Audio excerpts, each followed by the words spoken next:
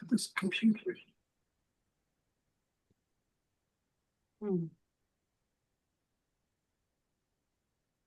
Okay. All right. I think we're ready to go here. Now, Otter will pop in here in a second. Probably. What am I hearing?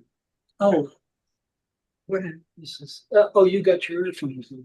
Okay, that's what you did. Okay. Hello, everyone. This is Dr. Roger Paul, and tonight we are going to start a new paper, paper 130 on the way to Rome from the Urantia Book.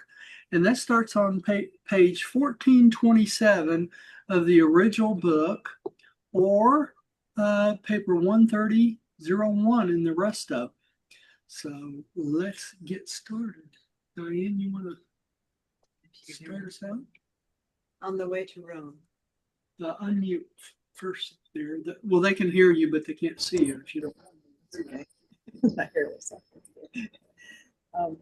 On the way to Rome.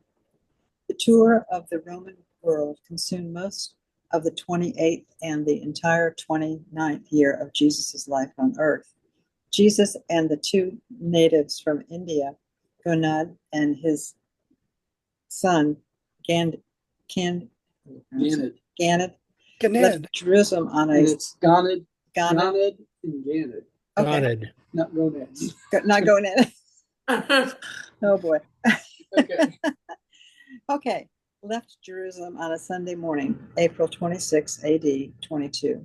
They made their journey according to schedule, and Jesus said goodbye to the Father and Son in the city of Charax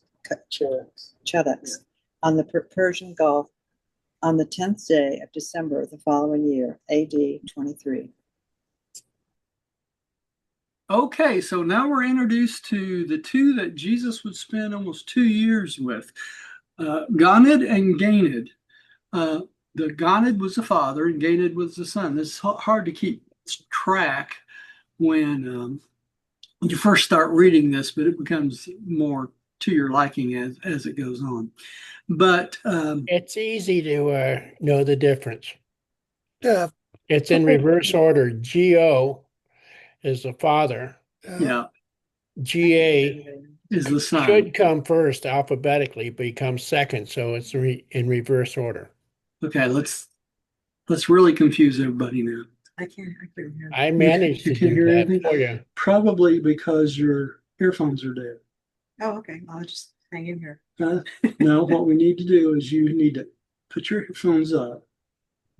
Put your earphones up. Okay. And I'm going to change this audio. I mean, it's okay. It's all right. No, I don't want you to go through the entire meeting not being able to hear anything. But I can read. So I can turn my hearing aids off and put this on the external speaker.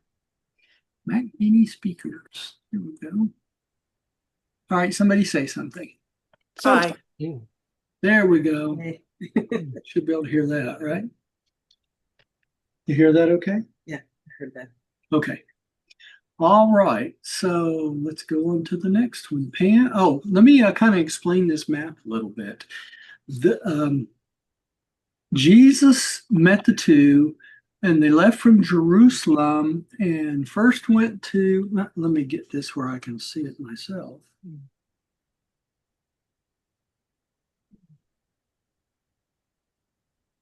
Make this a little bit bigger.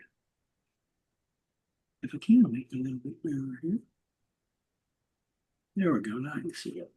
They went to Joppa first, which is in this area right here. Okay. And then they made their way up there. No. Jesus. Down. Huh? They followed the currents because Yeah. clockwise. That's up from where they were. Okay. They went up first. They weren't in a boat yet. They were still walking. Oh, wait, they started in Jerusalem, right? Oh, yeah. Started in Jerusalem, and then Jesus teaches a merchant from Mongolia in Anaxius. I think it's in a shipyard so small I can't read. And then they went to Joppa, where Jesus did a discourse which we'll read tonight on Jonah. And that's further down here. Okay. Mhm. And then when they got in the boat and went down along the path they went. Okay. And y'all can look at this map later. And this is another where they went each and every day. Where it is in the book. You can look at each and every one of them. Okay. Amazing. Yeah, it is amazing. Okay, so let me get my mouse back down here. I know this is real exciting for people that's just watching this. Excuse me. From Jerusalem, they went to Caesarea by way of Joppa. At Caesarea, they took a boat for Alexandria. From Alexandria, they sailed to Lycia in Crete. From Crete, they sailed to Carthage, touching at Cyrene. At Carthage, they took a boat for Naples, stopping at Malta, Syracuse, and Messina.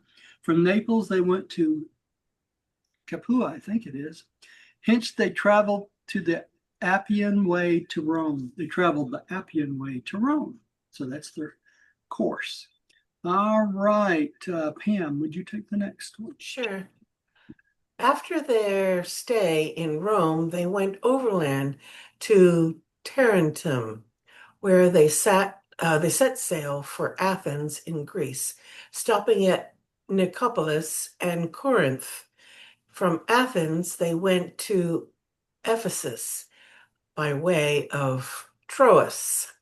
From Ephesus, they sailed to Cyprus, putting in at Rhodes on the way.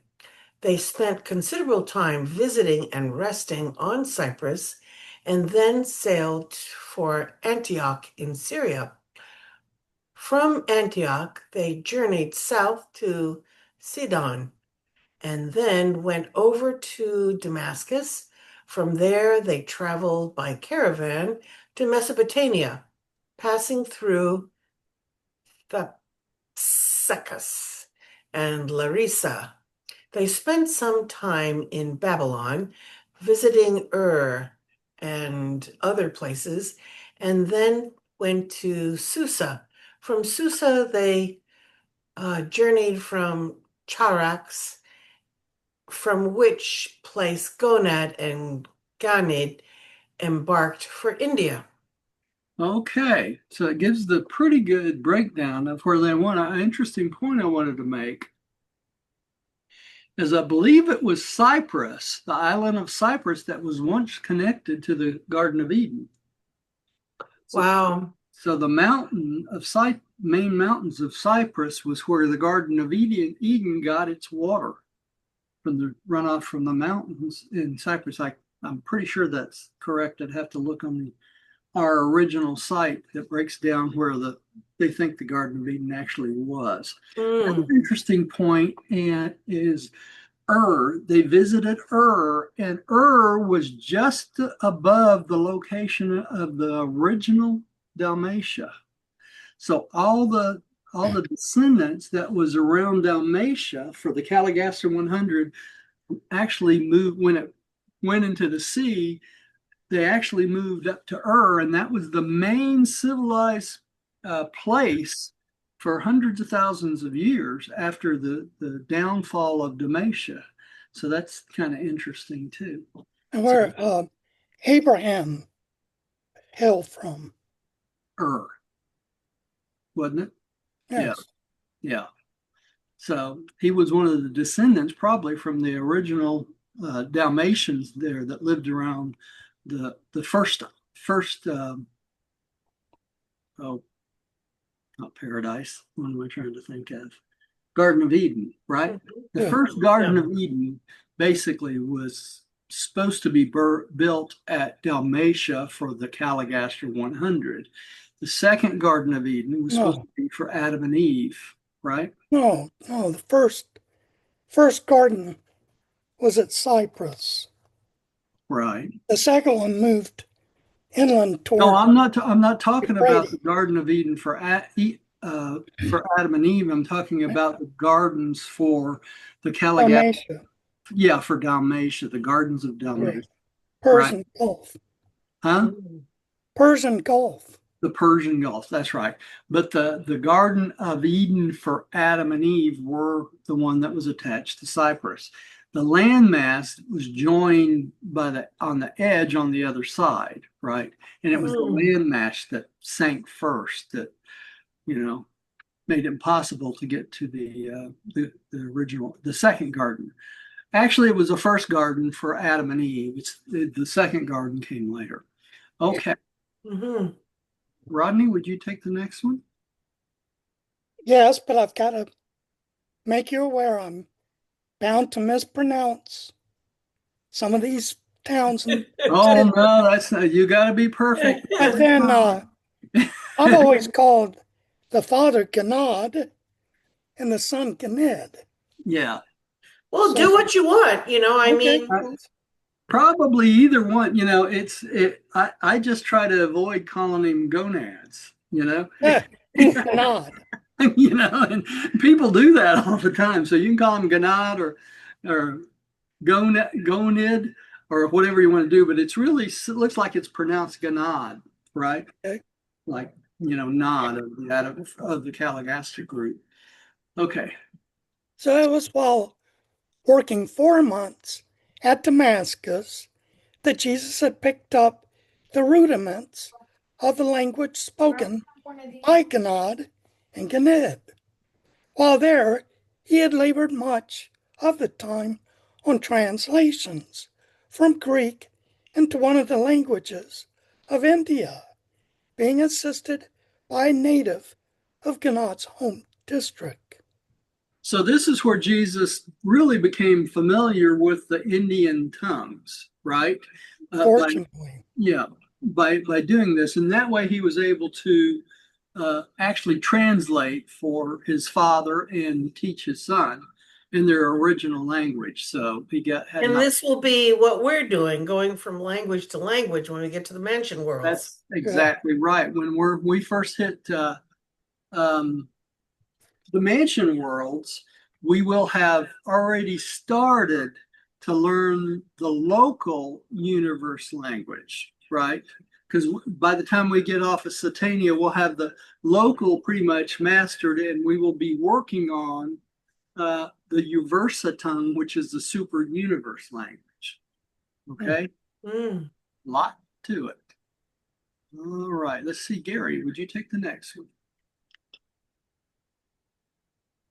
I know he's laughing. He's muted too. We can't hear you, Gary. It's because it's a big one, isn't it, Gary?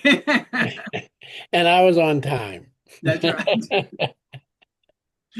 All righty, let's go. On this Mediterranean tour, Jesus spent about half of each day teaching Ganid, and acting as interpreter during Ganad's business conferences and social contacts. The remainder of each day, which was at his disposal, he devoted to making those close personal contacts with his fellow men, those intimate associations with the mortals of the realm, which so characterized his activities during these years that just preceded his public ministry. Okay, so this is his start on being socialized into the other cultures of the world. Okay. Gosh, I've got this all messed up on my screen. I did not get a permission thing from Ollie tonight. Otter tonight. Anyway, I'll take this one. You can take the next one, dear. Okay. From firsthand observation and actual contact, Jesus acquainted himself with the higher material and intellectual civilization of the Occident and the Levant. From Ganad and his brilliant son, he learned a great deal about the civilization and culture of India and China. For Ganad, himself a citizen of India, he made 3 extensive trips to the empire of the yellow race. So he was very, very familiar with the Chinese people. Interesting. Hey, Roger. Yeah. Chat is showing me that Otter is paying attention. Oh, is it? Okay. Dictating. Okay. So it did connect. Yeah, it didn't ask me. Oh, I know why it didn't ask me for permission. I don't have it on the other browser tonight because the other browser crashed out on me. Okay, always technical stuff. Mm. Gadiah, Oops, I'm not muted. Okay. Gadiah the young man. Oh, we can't move the speaker on. Just mute you. Let me hear you through this mic. Mute yours.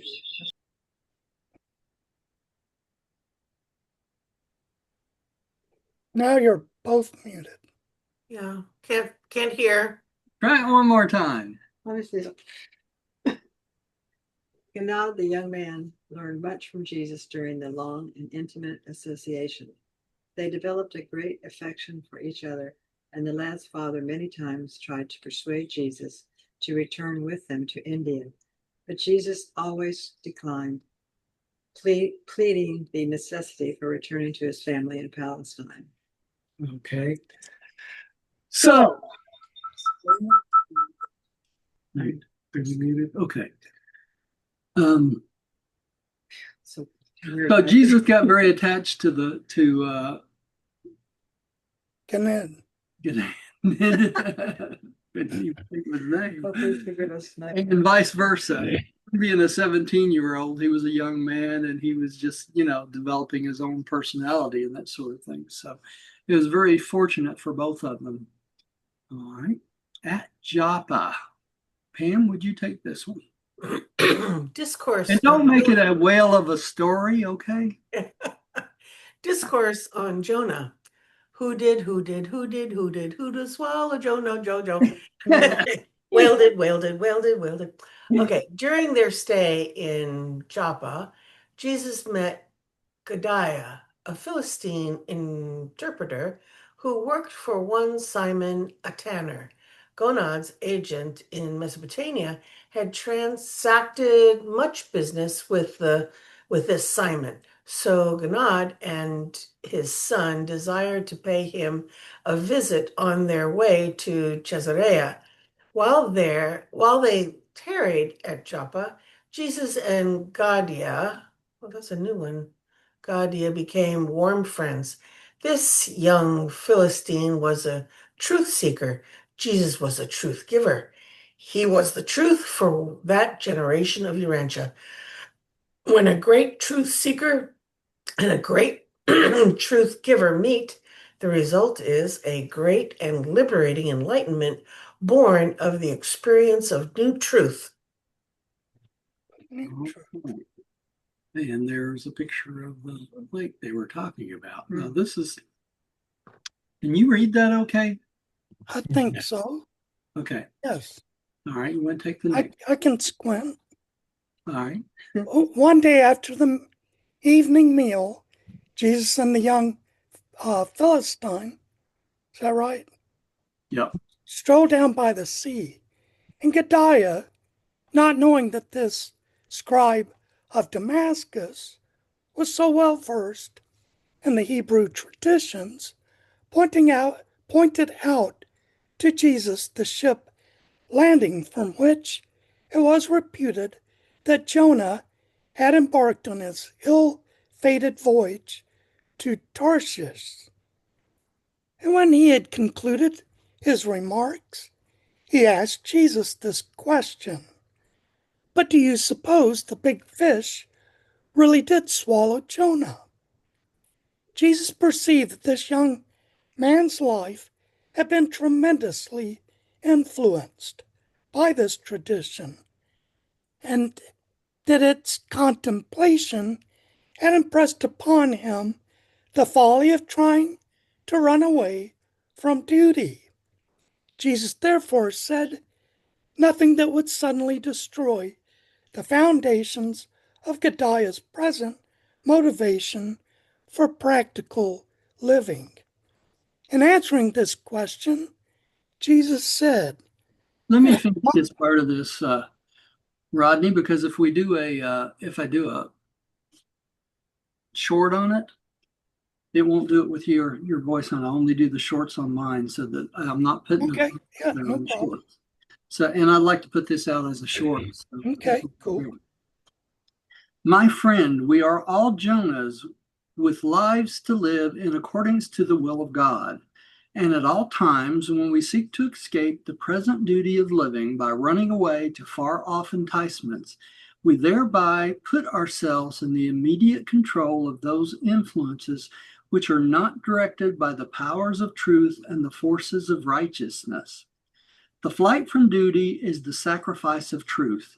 The escape from the service of light and life can only result in those distressing conflicts with the difficult wails of selfishness, which lead eventually to darkness and death, unless such God-forsaking Jonahs shall turn their hearts, even when in the very depths of despair, to seek after God and his goodness.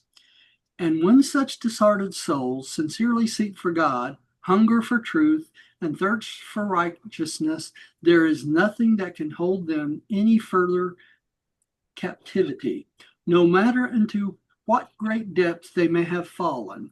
When they seek the light with a whole heart, the Spirit of the Lord of heaven will deliver them from their captivity.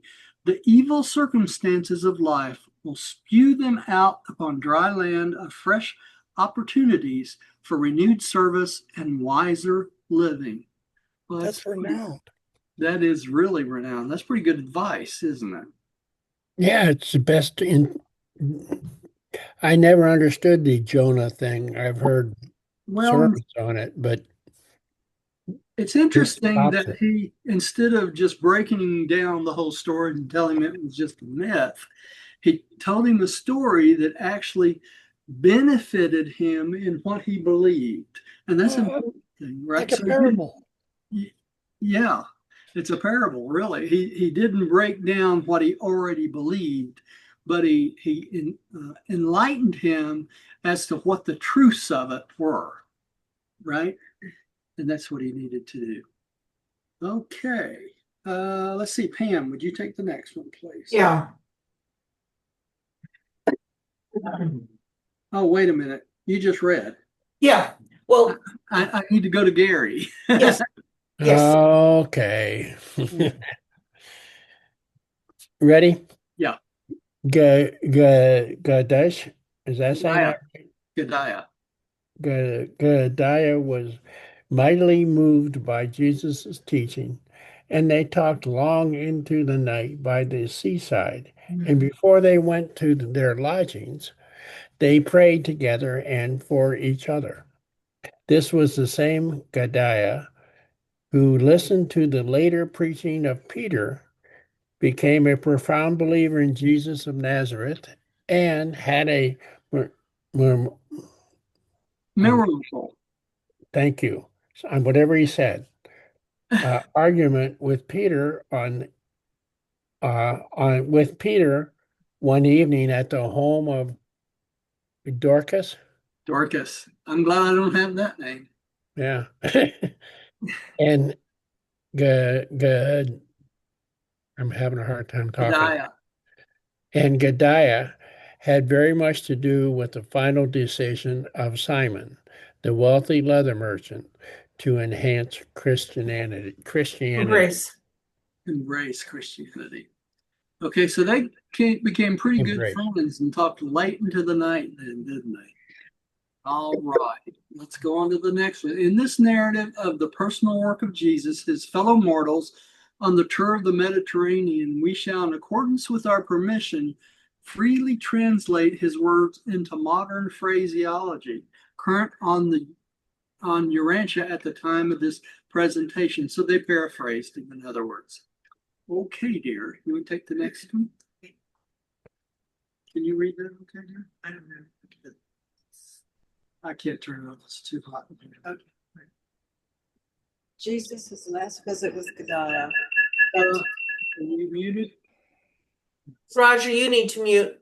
Yeah. Need to mute. No, I can't mute. She's reading into my microphone. Oh. I'm muted. Yeah. Okay. Jesus' last visit with Gadiah had to do with a discussion of good and evil. This young Philistine was much troubled by a feeling of injustice because of the presence of demons. A little bit louder. I can't put that down any further. Strangely, we start over again. Yeah, you can start over. Yeah. Jesus' last visit with Gadiah had to do with a discussion of good and evil. This young Philistine was much troubled by a feeling of injustice because of the presence of evil in the world alongside the good. He said, "How can God, if he is infinitely good, permit us to suffer the sorrows of evil? After all, who creates evil?" It was still believed by many in those days that God creates both good and evil. But Jesus never taught such error. In answering this question, Jesus said, Let me get that part there. okay, Because we'll make a short out of it. My brother, God is love. Therefore, he must be good. And his goodness is so great and real that it cannot be contained. The small and general things of evil. God, that it cannot contain the small and unreal things of evil. What now, go dear? ahead, I'm sorry. Unreal things of evil? Yeah, Right? Write that down. Okay, let's start again. I'm sorry. My brother, God is love. Therefore, he must be good, and his goodness is so great and real that it cannot contain the small and unreal things of evil. What? I apologize. My wife was talking in the background and I didn't have her muted. Let's try this one more time. My brother, God is love. I don't know that part. Therefore, he must be good, and his goodness is so great and real that it cannot contain the small, unreal things of evil. God is so positively good that there is absolutely no place in him for negative evil. Evil is the immature choosing and the unthinking misstep of those who are resistant to goodness, rejectful of beauty, and disloyal to truth. Evil is only the misadaptation of immaturity or the disruptive and distorting influence of ignorance.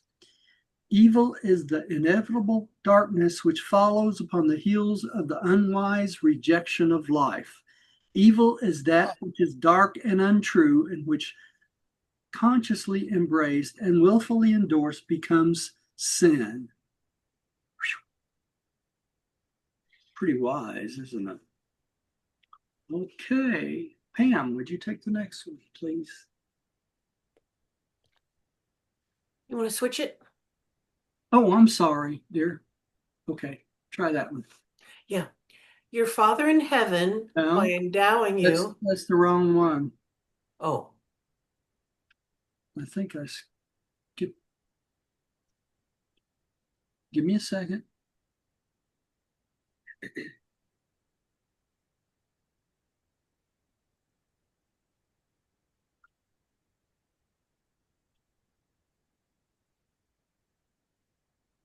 I hit something, got this off all messed up. Okay. Okay, there we go. okay. My Father in heaven, by endowing you with the power to choose between truth and error, created the potential negative of the positive way of light and life. But such errors of evil are really non-existent until such a time as an intelligent creature wills their existence by mischoosing the way of life. And then are such evils later exalted into sin by the knowing and the deliberate choice of such a willful and rebellious creature. This is why our Father in heaven permits the good and the evil to go along together until the end of life, just as nature allows the wheat and the tares to grow side by side until the harvest. Gadiah was fully satisfied with Jesus' answer to his question. After this, their subsequent discussion had made clear to his mind the real meaning of these momentous statements.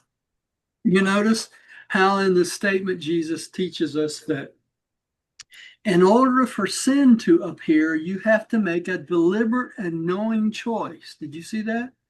Yeah. Have to be conscious of it.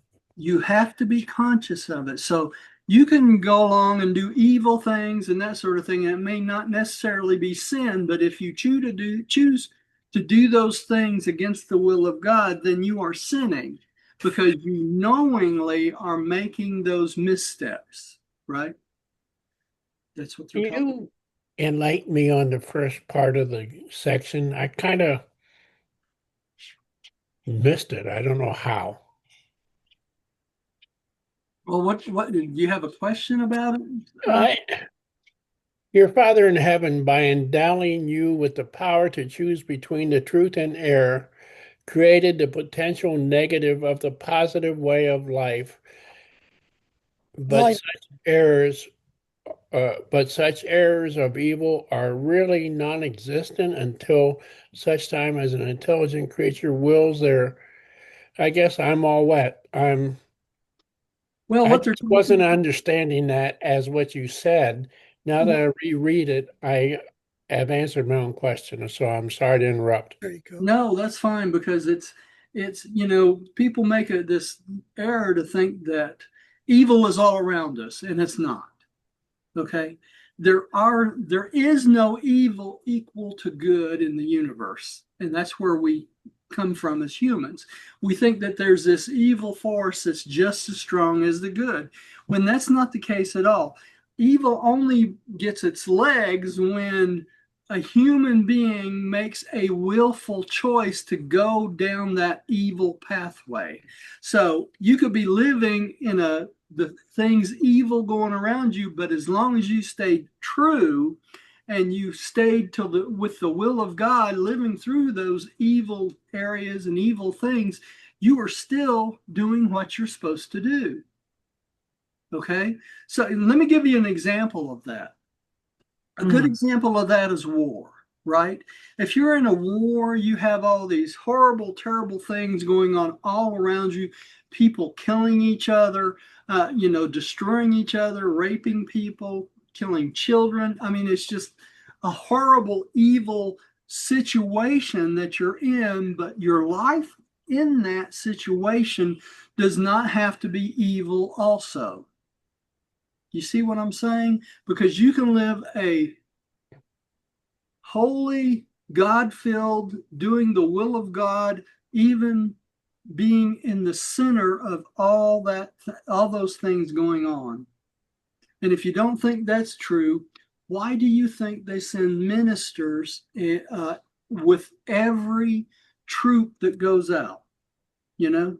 Because when these men come in from going on these journeys to kill people and stuff, they have to have what when they come back? They have to have restitution to sanity once again, because it's insane. If you imagine going out and killing people and doing all these horrible things, you're living through an insanity. And if you don't get this return to consciousness, return to God, and return to living a God-involved life, then it could make you crazy. Hey, Roger. Yeah. We were created as will creatures. And so because of that, there had to be a way for us to choose. Yes. And we learn from our mistakes. That's right. The only way we can learn. If there was no choice, we would be living in a life of what? Probably light and life, wouldn't we?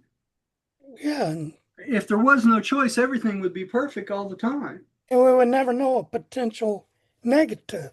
That's exactly right. We wouldn't gain the experience. That's why they will not let people who have not lived a human life become finalators. Okay? Because you have not learned the daily lessons that you have to learn as a human being by choosing, unless you experience it yourself. Okay? On the job training. On the job training. And that's also why, if you think about it, when the children gets to the nursery worlds, they don't become finalators, do they? None of them. Because they don't get the experience of choosing good over evil, because their entire existence from childhood up to 16, they live in a perfect society. So their choices are not there to choose between good and evil. The only choice they have to make that's important is survival and going on, and that's it. Mm-hmm. So, But they don't gain the experience of normal people. And without that experience of normal people of choosing, they don't qualify for finality. so a child that is born, dies prematurely, say, Yes, at the age of 10, they can't ascend to God. they can ascend, but that's pretty old for a child to get there, Gary. I would see it would probably be more the children 5 and below. Between 5 and 10, you have to make choices, right? So if you're 16 and you die, you have a choice to become a finaliter? Yes, yeah. At 16, you'd have enough experience to Hmm. to qualify as a finaliter. Mm-hmm. Okay, but the trouble is these children that are raised on the Father's world grow up in a perfect environment. They don't have to choose every day between what is good and what is evil, even though they have Yeah. heart adjusters. So since they don't have that opportunity of choice when they choose to go on the ascension plan, when they get to paradise, they become paradise citizens, but they do not qualify for the finaliter core because they don't have the experience of a normal human life. I think I would be very happy with that status. Oh yeah, I mean, if you're becoming a paradise citizen, you're in like Flynn anyway, but you wouldn't be used as a finaliter to go back to the worlds that are barbaric and things like that and try to train people, because you didn't Mm-hmm. get the experience to do that. Yeah. Yeah. Right. You wouldn't be taught the lessons to resist and the self-control. That's exactly right. Now, let me give y'all an example of making the wrong choices.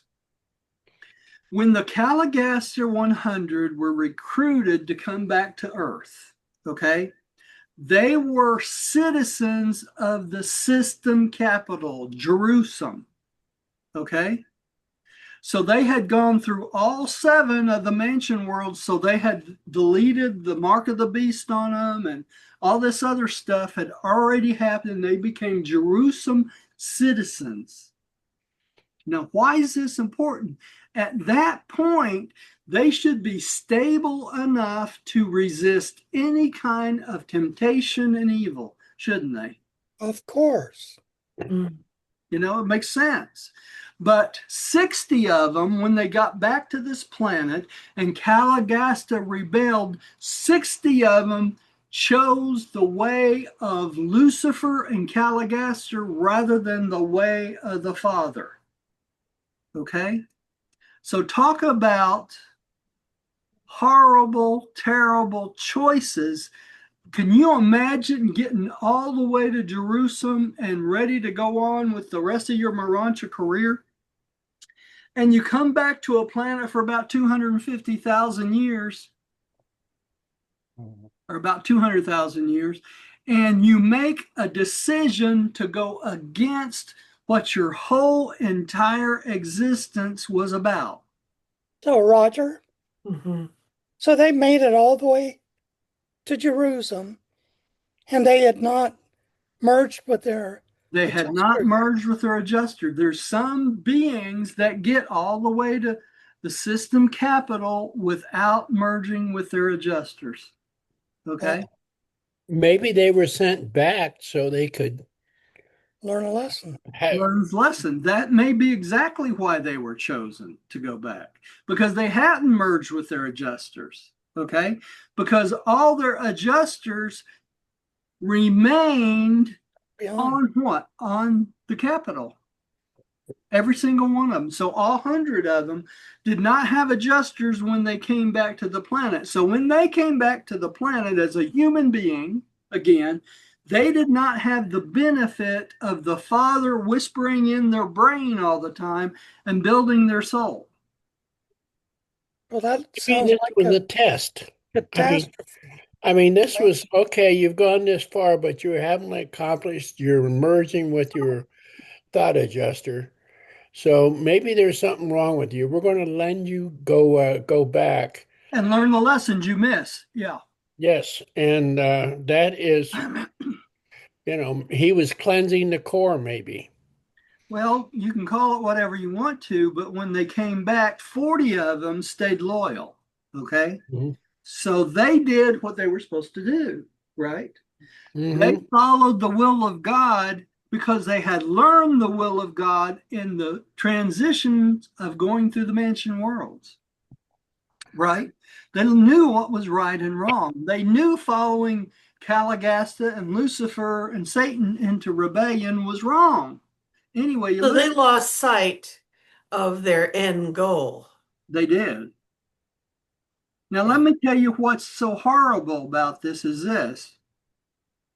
Even though they gained all this experience of going through the mansion worlds and become a Jerusalem citizen ready to fuse, okay, instead of going on at this point because of this rebellion, they have to be adjudicated. And if they refuse to accept their repentance, what happens to them? Erasure. Annihilation. That's right. What a waste. Mm. What a waste.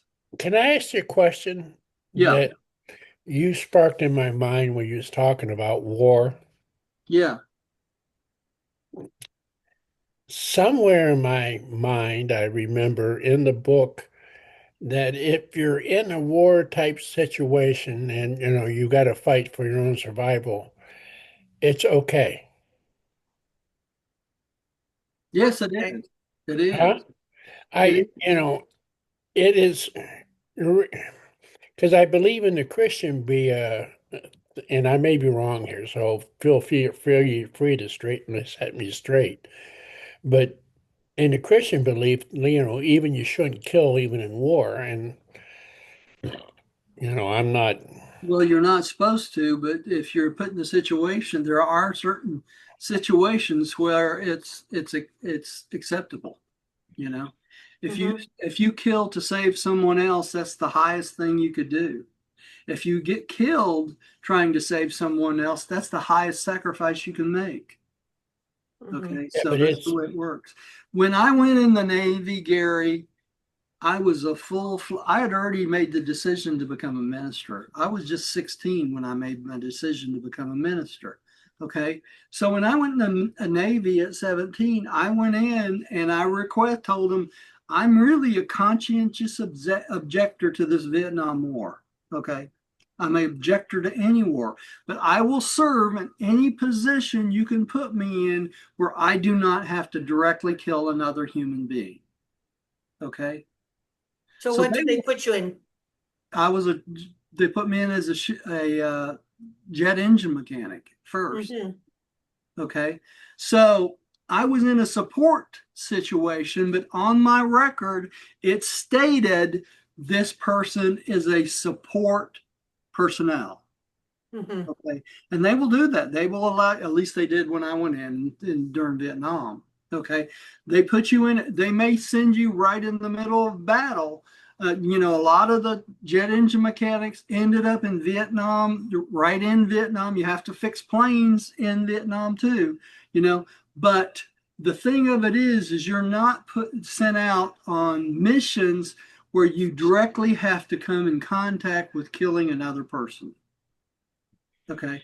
They used to call that a conscientious objector, but those turned into the people that ran to Canada because they were afraid, right? We all are going to die of something. It's not the fear of death, it's the fear of knowing that it's morally and spiritually wrong to take another human being's life, right? But it works the same way in your life every day. If someone breaks in my house and threatens to kill my wife, do you think I would not put them down? I would, Hmm. you know. I have a similar situation here with my granddaughter. Yeah, we had somebody trying to break in the door a couple of weeks ago, you know. Wow. So you just never know what's going to come in life, but you have to know before those things happen, what would be your reaction, you know? And my wife and I were talking about it the other day. I told her if someone got in my house and they threatened to kill us, I would drop them in their steps right there. You Oh, know, yeah. I'm a very Wouldn't spiritual person. hesitate. I don't believe that. I wouldn't hesitate though. I wouldn't.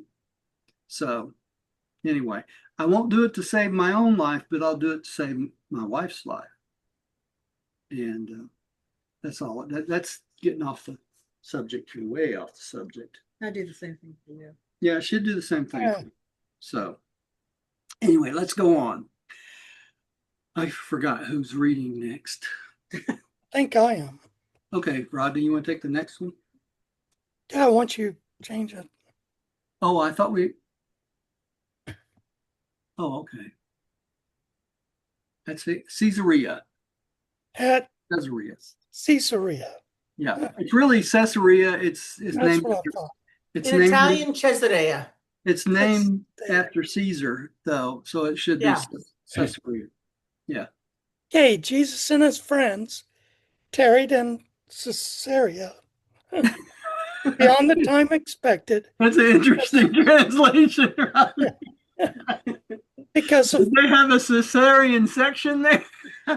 Well, and that's where it came from. Yeah.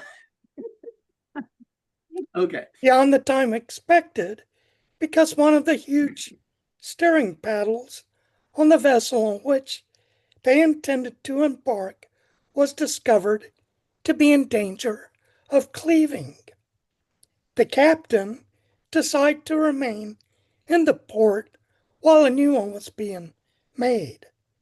There was a shortage of skilled woodworkers for this task, so Jesus volunteered to assist. During the evenings, Jesus and his friends strolled about on the beautiful wall which served as a promenade around the port.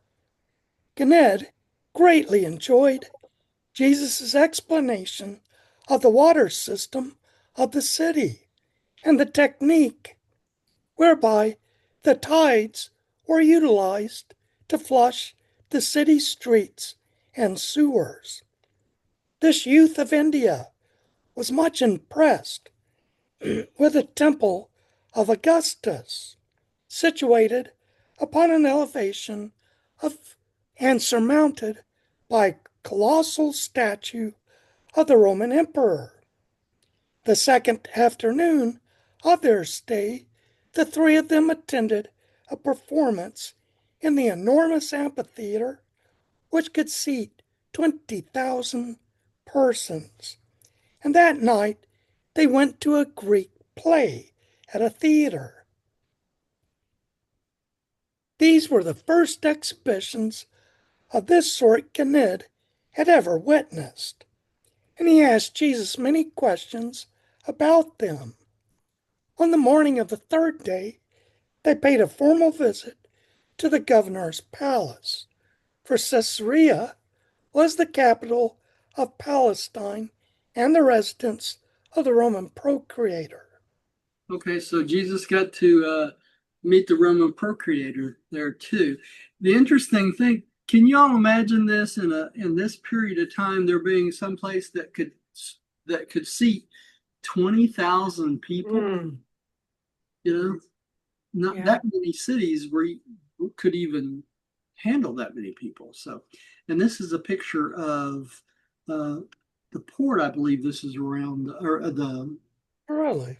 Yeah, I forget what this is exactly called. Let me look at see if I can. Promenade, possibly. This is the wall, the Maritime Caesarea wall. Yeah, the walls. Mm. So it protected the city. Yeah, and I believe this is another view. This is the amphitheater. That's the the ruins of the amphitheater. Oh, And I have a drawing of it here.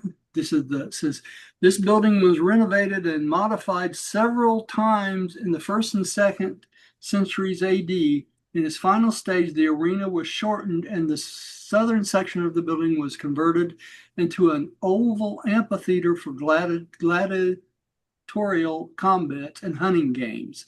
Finally, in the Byzantine period, the arena was filled in and built over.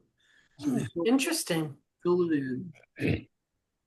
I guess they didn't do theater back in the Byzantine area.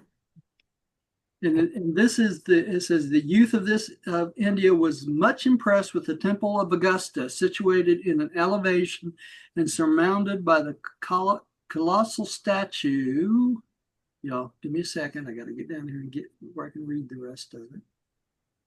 Of the Roman emperor. Could probably guess that.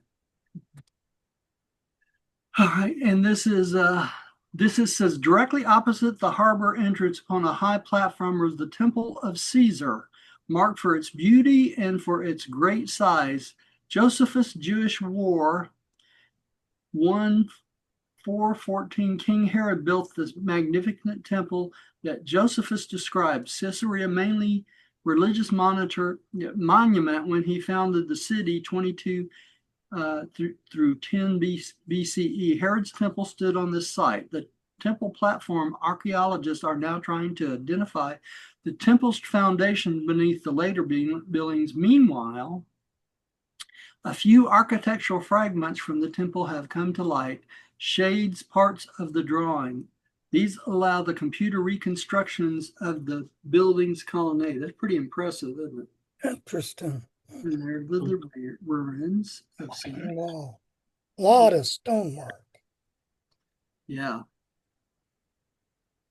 Okay, this is kind of interesting too. Let me read this to y'all because it's we just read about it. So said, nope, we just skipped off of it. There we go. At the bleachers? Said the second afternoon of their stay, the three men attended a performance in an enormous amphitheater that could seat 20,000 persons. And that night they went to a Greek play at this theater. These were the first exhibitions of this sort Gannett had ever witnessed and asked Jesus many questions. So that's a picture of what's left of it. Kind of interesting. I don't remember what this one was. Oh, this is King Herod's Hippodrome. And I'll let y'all look at this on your own on the website if you'd like to. And this shows some of the says the moment of the third day they paid formal visit to the governor's palace, for Caesarea was the capital of Palestine. And this is part of the waterworks that washed out Wow. the streets. That's Have cool. you noticed something here? These arches are the first arches of anything I've seen historic that are not, I guess the proper word is symmetrical, especially the one on the left as we're looking at it. Yeah. And from my limited knowledge, that is a weak arch. It probably is, and there's no gold around the outside of it, so that's definitely not McDonald's, right? Yeah. You know, you're right. I don't know how they lived. I just, beyond my understanding. These are actually the palace vaults where they served several things over the years, and there's a thing. Okay, how are we doing? 53. Okay, let's try to get one more paragraph in here at least. Gary, would you take this one? Okay. At their end, there also lodged a merchant from Mongolia. Right. And since this far eastern talked Greek fairly well, Jesus had several long visits with him. This man was most impressed with Jesus's philosophy of life and never forgot his words of wisdom regarding the living of the heavenly life while on earth by means of daily submission to the will of the Heavenly Father. This merchant was a Taoist, and he had thereby become a strong believer in the doctrine of the universal deity. When he returned to Mongolia, he began to teach these advanced truths to the neighbors and to his business associates. And as a direct result of such activities, his eldest son decided to become a Taoist priest. This young man exerted a great influence in behalf of advanced truth throughout his lifetime and was followed by a son and a grandson who likewise were devotedly devotedly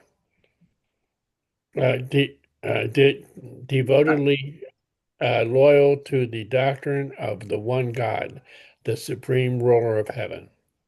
Okay, so even back then, people dedicated their whole life sometimes to teaching the doctrines that were truth. And you wonder why I spend so much time on the 26 week class we had, and where I just finished the book. I sent it out to everybody, the rough copy today. I don't know if anybody got it yet, but I got the notice. yeah, it's out there. I had to tweak a few things tonight in it, but the reason we do that is we have to constantly spread these doctrines of one God and the Trinity and all these doctrines that are so important to be passed on generation to generation. And it's all about teaching from the Urantia book. Okay, so that's why people do this thing. It's interesting that there are so many good lessons in this paper on this tour to Rome. It's just amazing, all these little gems that's in it. And we're going to quit there because I want to get the prayer in tonight again. So let's bring the prayer up. Okay. I'm going to claim something. Yes. Every night when I'm late, you make me read the long passages. Yeah. Tonight, I was right on time. Okay. So I get to read the prayer. Oh, that's fine. Go ahead. Go for Okay. it. Prayer of acceptance. I believe that God is my paradise Father, and that only by faith am I saved. No sacrifice is necessary. By this same faith, I became a child of God, and know that all men and women are my brothers and sisters. We know the Son of God, the sovereign of our universe of Nebadon, as Christ Michael, Jesus of Nazareth. By allowing the will of God to become my will, I will someday stand in the presence of the Paradise Father. In the name of in the name of Christ Michael, Jesus of Nazareth. Amen. Amen. Amen. And thank y'all all at home for coming and watching our ranting and raving. Yeah, I hope you enjoyed it. And we will be back here Thursday to continue on from here. So Thank you so much. You're welcome. Thanks everybody for coming. And we will see y'all Thursday. Okay. Okay. All right. Good night, everybody. Good night. Good night.